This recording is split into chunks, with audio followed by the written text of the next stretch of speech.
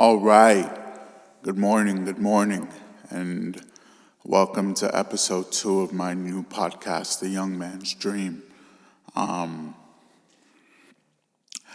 basically just have a quick message for you guys today, and that is anything or anyone or any persons trying to have a sane mental health or trying to be successful in recovery.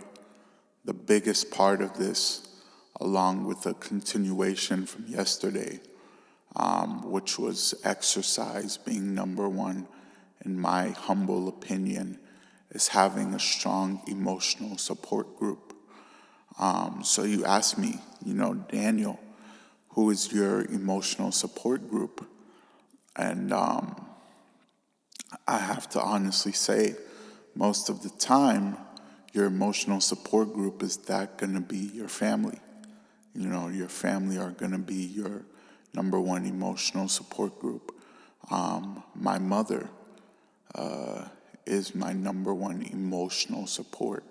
Whenever I'm feeling down, whenever I'm feeling not up to par, whenever I'm feeling something is wrong with me or I just need to talk or vent, I reach out to my mother immediately, Number 2 being my father. If ever I need to talk about something, if ever I need to get some stress out, some stress relief, immediately I go to my father.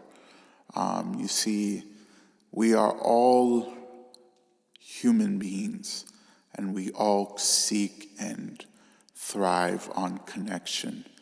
And originally, how God intended things to be was that we were supposed to connect to our parents.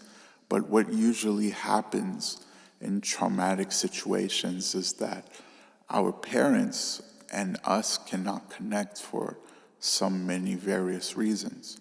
So some may be not able to connect to parents because their parents are not around, or some may be not able to connect to parents because maybe they themselves don't like their parents or don't want to be around their parents for whatever various reasons.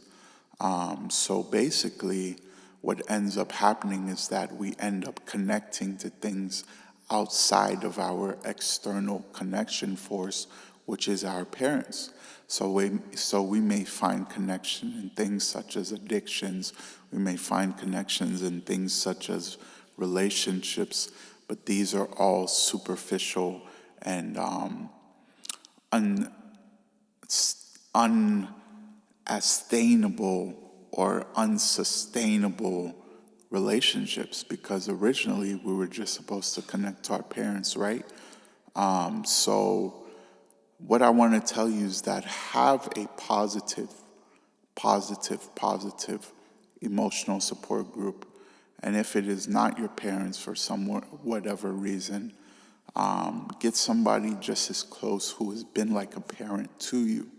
So that can be a friend, that can be a loved one, that can be an uncle, that can be an auntie, that can be a boyfriend, a girlfriend, a wife, a husband. Get somebody who will keep you accountable, will keep you in check, different things like that.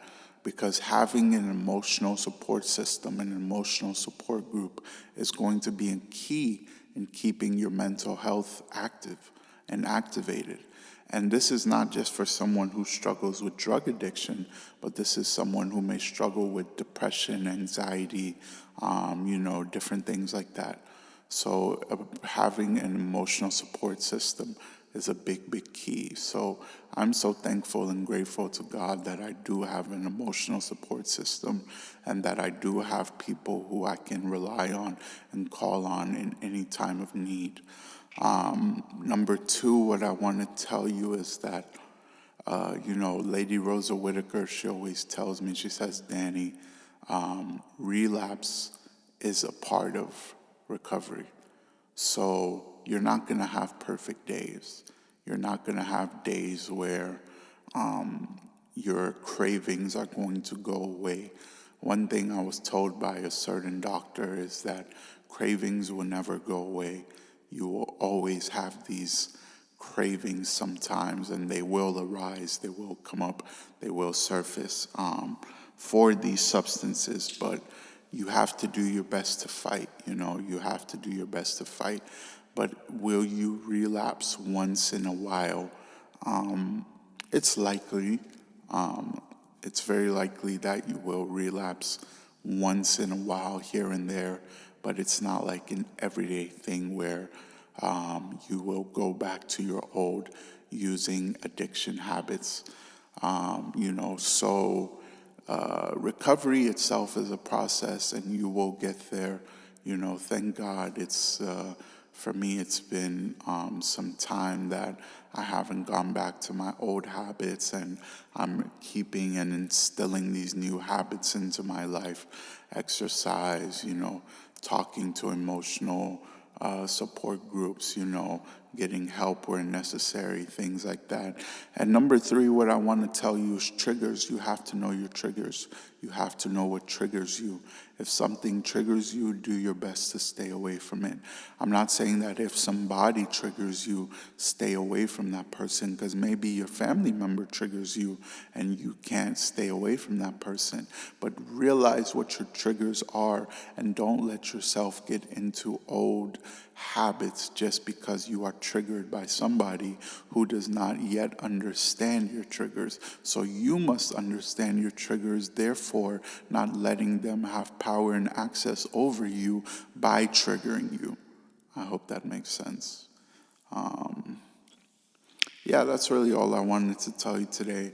It's a happy Sunday. I'm about to go to church.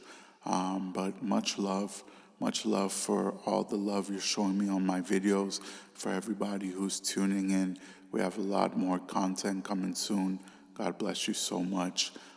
Thank you for tuning in. Thank you for listening to me.